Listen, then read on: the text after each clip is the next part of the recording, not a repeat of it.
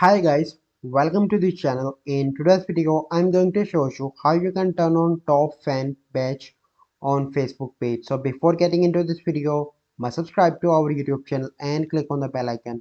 So the first step you simply need to do is to open Facebook and you simply need to log in into your Facebook account. So once you've done that, you simply need to select your page and you go into the professional dashboard. Once you are here, you simply need to search for the option that is about fan engagement,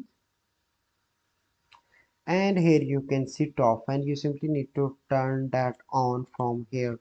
So this is the process by which you can turn on top fan badge on Facebook page. So I hope you find this video helpful.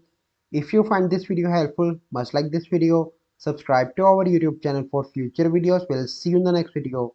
Thank you, have a good day.